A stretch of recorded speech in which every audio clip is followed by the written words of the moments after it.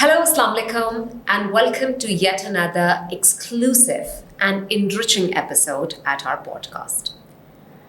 As head of careers at Denning, recognized as one of the largest teaching centre of University of London in South Asia and even globally, there wouldn't be a greater honour for me to be hosting the powerhouse behind it all, the Dean of Undergraduate Laws at University of London, Miss Patricia McKellar, with us. With a wealth of experience in legal education and with an aim and vision of shaping legal minds, our today's conversation with Miss Patricia is going to be based on the evolving landscape of law, the significance of University of London degree, and how it's helping developing our students academically and create a certain level of preparedness in them to move on towards the legal vocation.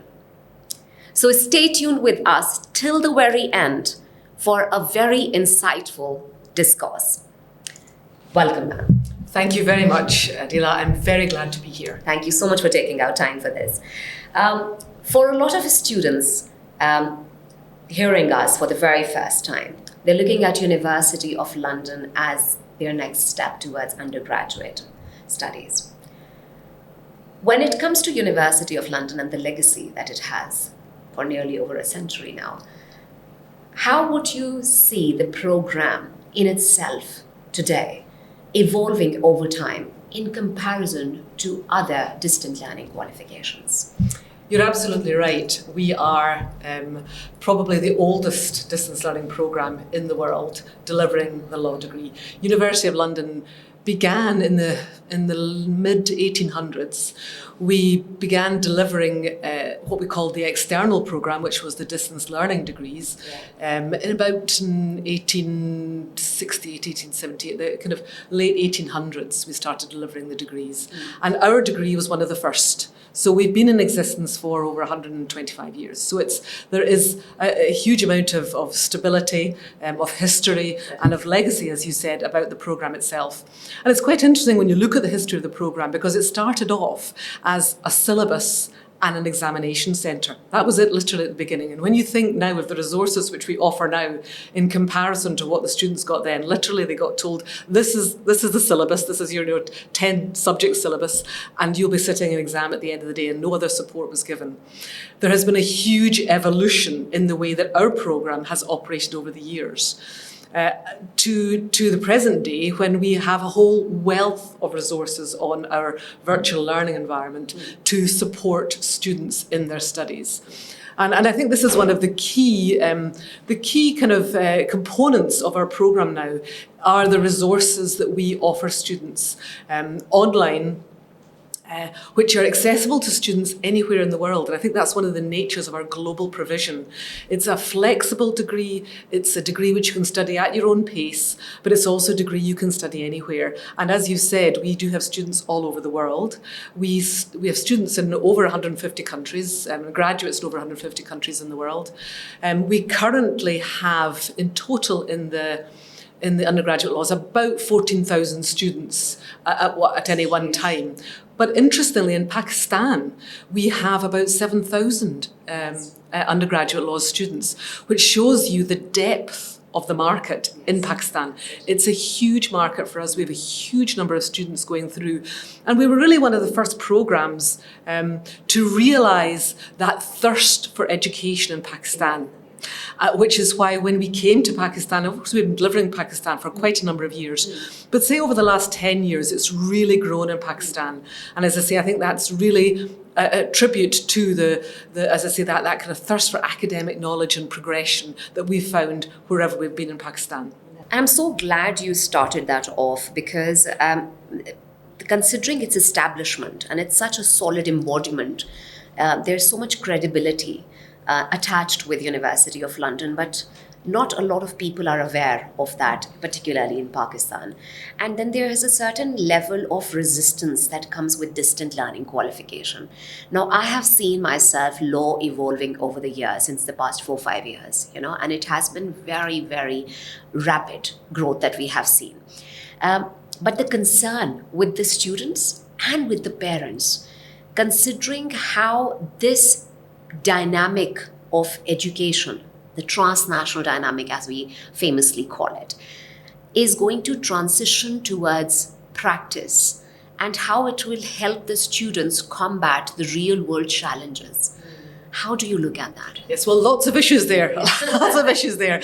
Okay, I think you're right. We start off from the premise that a university level degree is a degree of quality, it's a degree of credibility. And one of the reasons for that is the backing of the degree itself. Yes. It comes from, the academic direction comes from the 6 original law schools from the University of London. And these law schools are law schools which are in the world rankings are very highly rated. So it's not just the universities, but actually the law schools themselves are very high in the rankings. So there's a huge amount of credibility behind the programme, which is being delivered to the students. So what you have to do is you have to trust that the basis of the programme has a very significant quality. Now, what we're doing then is delivering that, as you say, through a distance learning provision. Now, we deliver that through distance learning, and we deliver resources, quality resources through distance learning that anyone can study from. But of course, many of our students do choose to study through recognised teaching centres like Denning. And of course, they're then able to enhance some of their skills that they will acquire as they go through the programme. But what we envisage is that students are able to acquire a whole range of skills within the programme as they go forward. So things like critical thinking skills, analytical skills, presentation skills, problem-solving skills. Now, these are the kinds of skills which a student will acquire as they go through our programme, research skills in particular. And as you can imagine, they're going to do a huge amount of research as they go through our programme. And that is really, these are key skills, which are skills not only relevant to lawyers, but also relevant to a whole range of professions. And as I say, I think these skills are ones which will take those students beyond when they're going for interviews for jobs, that kind of thing. Those are the kinds of skills which they have to demonstrate to anyone who's looking for them for a job, that they've got those skills, and those are the kinds of skills they'll acquire through the programme. Now, you talked about distance learning and whether distance learning is accepted. Now, it's interesting, actually, since COVID, I think distance learning has really taken off and is really being accepted as a mode of delivery now for programmes. And indeed, as I say, our programme has been delivering in that way for many, many years. But we also have a credibility in our programme throughout the world. It's not just a case of saying that we deliver this programme and 1 or 2 countries accept it. As in Pakistan, our degree is sufficient to allow a student to enter the local bar and enter practice here.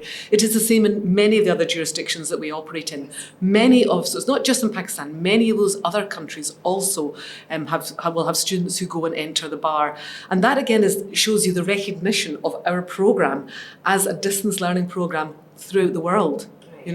So I think it's a combination now of, as I say, now having had COVID, I think there's a lot more recognition for distance learning as a way of delivering.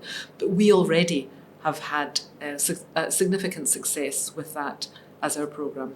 And I think the concept is now picking up the pace over the years of distant learning qualification. Are you satisfied with the teaching factor? Yeah. Teaching being imparted in different, teaching centres. Right. Well, there's 2 things there. First of all, there's the element of teaching, if you want to say, that we do. There's that side of. There's 2 kind of elements to that. Yes. And I think what you have to remember is the huge number of resources which we provide to the students. So things like online lectures, online learning activities, exam preparation activities. There's lots of videos and skills videos which will support students. So there's a huge range of resources. We have the most fantastic online library which is available to students. And that's something which, again, is key for students going into practice, because those students are going to be using those online databases once they go into practice. They have to have acquired a really strong knowledge. And in order to get through our degree, you will have access to that online library, and you'll be using that on a regular basis. That's whether you're an independent student or a student at a recognised teaching centre. And of course, the recognised teaching centres, you're absolutely right, they also deliver our programmes. They support our programmes. And we have a process within University of London for quality assurance of those teaching centres. So those teaching centres have to go through that process, even just to become what we call a recognised teaching centre. They have to go through that process. But we also have, within UG Laws, a fairly regular inspection routine where we come out, we observe teaching, we observe records, we observe the library, we talk to the management of how things are progressing and what the management are doing here to ensure that our degrees deliver properly. Yeah. So there's quite a regime there that the recognised teaching centres have to come under, as well as all the resources which we deliver to the students as well. And needless to say, we're quality assured too. Yeah. It's not just the recognised teachers. It's the embodiment, yes. We have that. We have externals will come in and look at us, and we have a quality assurance process within the university too. So there is it works on both sides. It goes through all stages of a scrutiny. Exactly. Yes. Exactly. Very well put. When it comes to the students and the market that I deal with as head of careers, now there are students coming from different backgrounds. There might be students coming from the medical background. There are students coming and looking at law, having an experience of just engineering, apparently, or pre-engineering. And they're looking at law as the next step towards undergraduate studies. Are there any specific competencies that these students need to hone in themselves prior to them approaching the degree? I don't think it matters what background you come from. Right. I think what's important, and you talked about like medical or engineering or construction, that kind of thing. I think in these situations, a student has probably got some kind of specialism. They've probably worked in a specialist area. And they're probably coming to the programme with that specialist area in mind to take them further. So they would probably have to consider within the programme itself, which are the modules. Obviously there are certain compulsory modules that they have to study, which we will make them study. But there will be other modules which they'll have to choose from to decide which is going to really take me forward in my specialism. And that's something which I think is really relevant to students, any student coming onto the programme, is that we have the compulsory modules which you require to take. There are certain modules which students will want to take because their jurisdiction demands it. Yes. There are some which we don't make compulsory, but their jurisdiction, if they want to practice, they make it compulsory. And then after that, there are the range of options. And I think students should look at those really carefully, even before they start off a programme, to see what areas can I develop or specialise in. So, for instance, they might want to specialise in corporate or company law. And if they want to do that, they want to look there as, okay, so what are the modules here which I would want to make my path through the programme so that I can come out as an expert in that area? Or it could be in criminal law, or it might be in international law. Because what you have to remember is the programme is a degree, of English, is in England and Wales, an England and Welsh law degree. But because, and that means that many of the compulsory subjects relate to England and Wales, but of course many of the jurisdictions where we operate have got a basis in the common law anyway. It's very holistic as a curriculum. Exactly. But there is a whole range of other modules that students can choose from to just identify their own interests. And we try to accommodate that, try to tailor that, but we're always open. And whenever I go to any recognised teaching centres or go to the countries, we're always open to suggestions.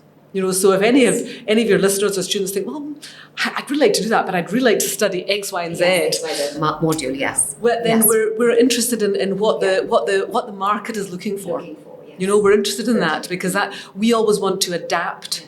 We want to adapt and make sure that we're in tune, evolving, as you said at the beginning, evolving all the time. We want to make sure we're doing that. And we can only do that if we know what the market is looking for. So if there's any suggestions, then we're very happy to hear.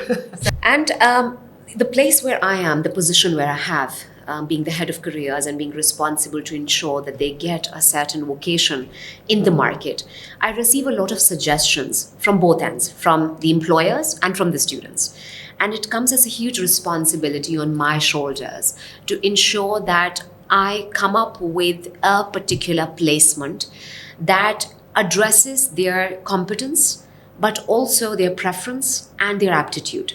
And in the due course of that, students have developed this inclination while studying the market. I have noticed that over the years, students have developed this, very keenness towards different niches of law, like intellectual property and corporate law, etc.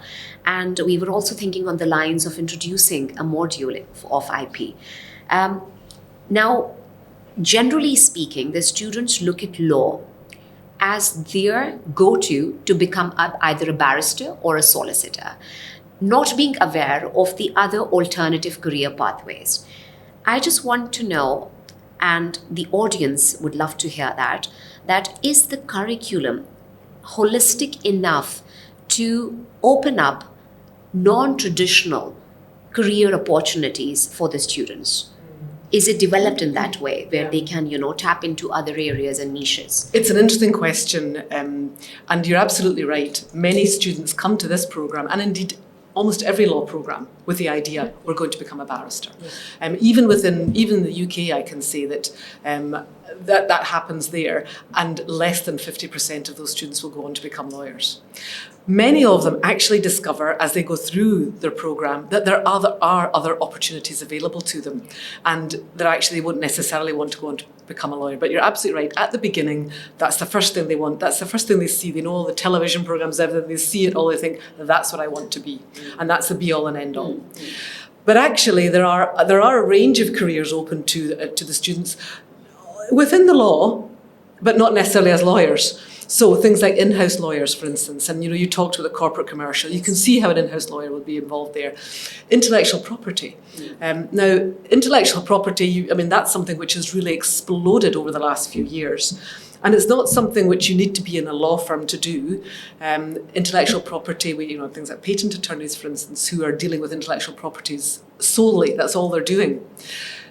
But also within the technology sphere, intellectual property is becoming really important. It's stealing other people's IP on the internet as such, their artifacts and things on the internet. So you can see how even within a technology firm, big tech firms, there will be opportunities for lawyers there, people with a law degree. Not necessarily people who want to practice law, but people with a law degree. Within public service, within the civil service, within local government, public lawyers are very much in demand in that area. So you're not necessarily practicing law, but you're advising government on how they can draft legislation, that kind of thing. There's lots of advice you can give there too. And we think about the police, in that opportunity as well. Obviously, you can quite imagine that. Those are all areas where you can see perhaps having a law degree, but not necessarily becoming a barrister is the way forward. There are other areas, of course, and we talked about this earlier, about a lot of the analytical skills which you're acquiring. So you can see, for instance, like journalism. If you're acquiring those analytical research skills, that's something which would be of interest. Non-government organisations, NGOs, they have a remit for social justice. You can see how that will attract students who have a law degree. And there are, as I say, many lawyers who will find their place in big corporations, not necessarily acting as lawyers, but using the skills which they've acquired to become a lawyer to operate in that environment. Yeah, and we call these skills in the world of today very transferable skills. Transferable, that's right. Very softer skills, transferable skills, which are actually applicable in almost every field of work. Exactly. And And because, I was going to say, I can say just something we've been doing recently, which I think your students might find quite interesting in terms of those transferable skills. Because your students will know that we currently have a small course which we've developed on the VLE on mediation skills. Now, it's just something we've put up there just for students for their own interest. If they want to know more about mediation, then they can look at that. But we also have a new ADR module coming out in September as well. So I think that will be very attractive for students in Pakistan. But the mediation skills was a smaller element of it. Now, what we're doing now is we're going to create a micro-credential for the mediation skills course, so that students perhaps who don't have the space within their programme to do perhaps the ADR module but still want something skills orientated for mediation skills, they can do the micro-credential, get a University of London certificate, because it will be a certificated course which they can get. Now, what we're doing with the micro-credentials is we're going to develop a suite of micro-credentials which cover professional legal skills. So that students will, and the first one we're planning to do is client interviewing. But again, well, exactly. But again, it's not something which is purely beneficial for lawyers. It will be something which, again, is a more transferable skill. Getting that information from somebody, finding the right questions to ask. So we're going to be covering that. That's next year. We're going to be developing that. We're going to be adding to that suite of micro-credentials as we go on. And what this will give is, it will be a University of London certificated course, which the students can do either alongside their qualification or they can do it afterwards. And and I will say at the moment we're offering those to our students for free. That will be a value added for the programme, that they'll be able to do that while they're doing the programme, and they can have these what you probably call short courses, which will cover these particular skills, but the students will get something at the end of the day from us as a certificate. And this suite that you're talking about, based on micro-credentials, are there more beyond that also? Mainly we're doing it to do with skills at the moment. That's the main area. We'll be doing micro-credentials for professional skills, but we are looking at others as well. But it's very much in development just now. We're looking at how we can perhaps be more cognizant of the fact that we operate in a whole range of countries, and seeing what we can do to try and accommodate some of the local flavour in the law, in the micro-credentials. It's very essential for students to understand that for every pathway there has to be a certain level of competence that will be required for them. If they wish to become a barrister, they have to, hone their advocacy skills. Because in Pakistan there is, sort of a very active litigation influence that students have. And they don't have those kind of skills which are required for the field.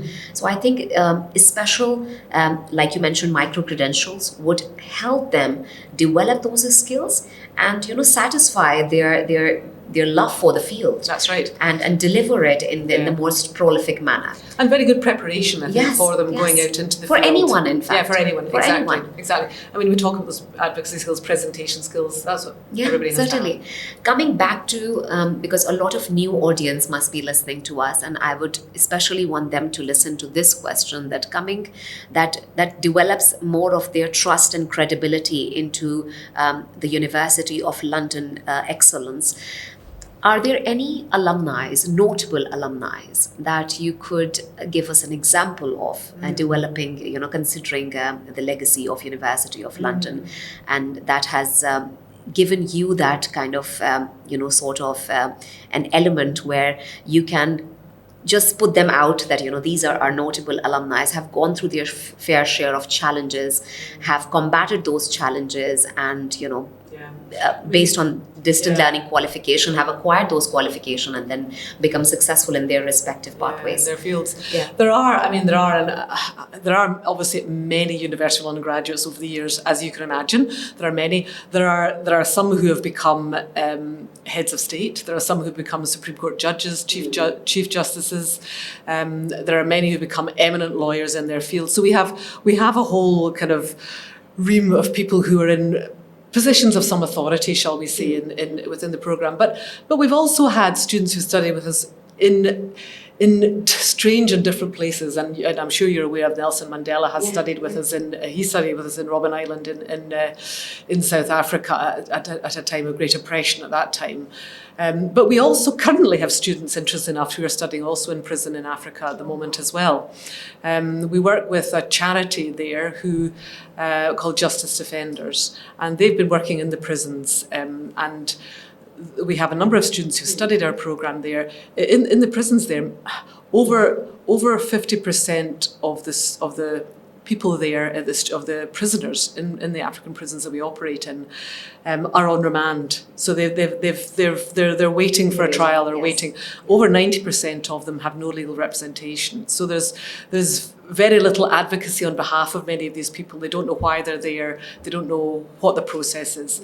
And what we've done is we worked with the charity, and these prisoner students have obtained the degree over the last maybe 10 years. We've had about 60 graduates go through.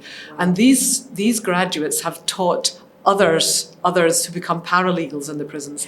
And they have helped many thousands of the prisoners in the prison to have their cases heard and dealt with and progressed.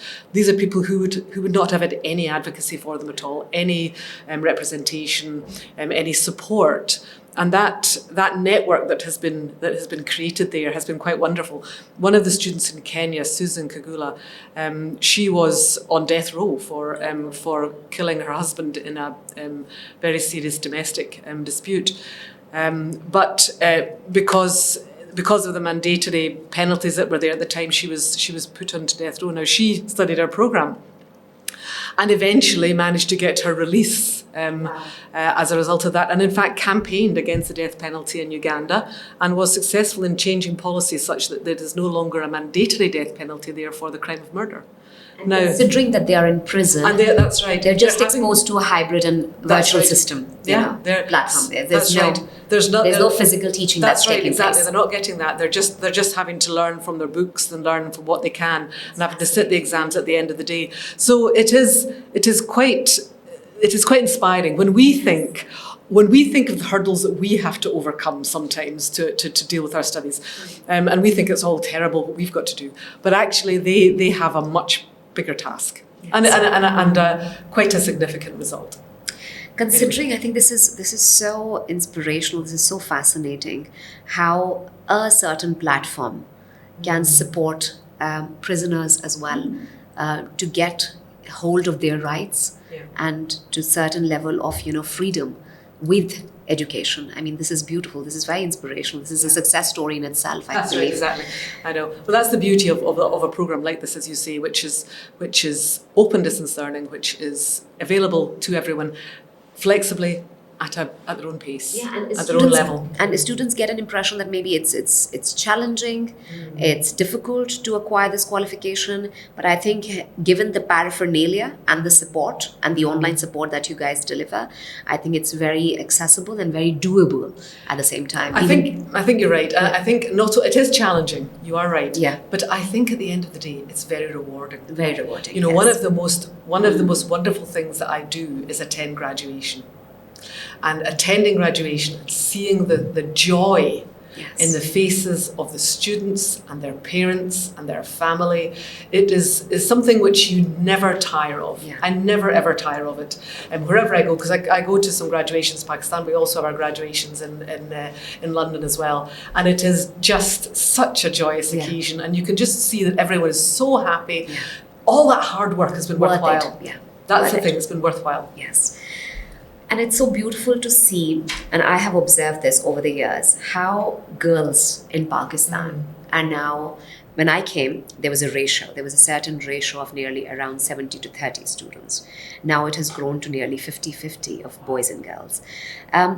Is there anything, and still there is a certain specific conservative group that we cater to, but the girls would love to know if there anything that University of London is doing, particularly in areas of human rights, gender equality, in terms of either additional courses or they're doing something in areas of social justice. So they can, develop that kind of, confidence to face the world out there. So is University of London providing any support for particularly the women? Yes, I think it's difficult to say these things were specifically focused on women. What you will find, though, is in classes like, for instance, jurisprudence, there will be an element of gender which is being studied there. So there's certainly elements of that there. And clearly we do quite a lot of family law. There's a whole course on family law, and within the Islamic law module, we do a huge element there of the family law that's relevant to Islamic law too.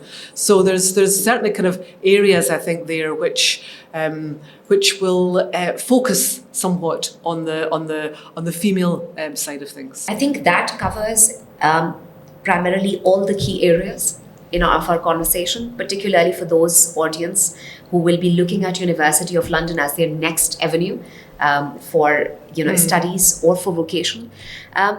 Any last piece of advice that you would want to give to the parents who are looking at University of London for their kids, or for students, or for professionals? Any final piece of advice that you would like to give coming from that kind of a legacy that University of London carries? I think what I would like to do is speak to the students and to prospective students, really. I think one of the key things that students have to think about before they start on this programme is there's going to be a lot of reading on this programme. But I think that's important. I think students shouldn't underestimate that. And actually, I think students should be thinking about wider reading. Because the wider you read, the more you understand, and the more you're able to see another person's point of view. And that's where I think that sometimes our students they will sometimes follow down a kind of a path, and it's really important to say, that is our path, but there could be other elements here which have to get brought in. And this is where I think those critical thinking skills we talked about earlier become so important. So I think my advice would be wider reading. Make sure when you're doing your degree, keep reading. And even once you've graduated, make sure you look around everything. Don't just focus on the one aspect. Make sure you've got everything that leads into it. Yes, certainly. Thank you so much, Ms. Patricia. It has been an absolute pleasure. And I believe that we have touched base on areas which will help students, develop that understanding, that awareness that is needed, particularly for the field of law. And I love the last pointer, because a lot of students who come to me for their enthusiasm towards the field are not inclined towards reading. And I would like to just put that a little on the technology element that they are exposed to, that that has taken away the charm of organic reading. So thank you so much for bringing it back, and all the work that you're doing to ensure that there is a lot of academic excellence and enrichment that is imparted to our students over the course of all these years. So thank you so much for this association, and we would love to ensure that there's something that goes straight to the students and to the new students from this discourse. So thank you so much once again. It was a pleasure. It was a pleasure for me too. Thank you. Thank you.